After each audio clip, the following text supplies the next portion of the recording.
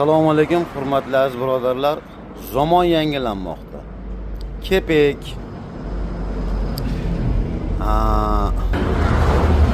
kunjara, mana kunjaralardan mollarga eng kerakligi mana shirot. Raps shiroti, rizq baraka,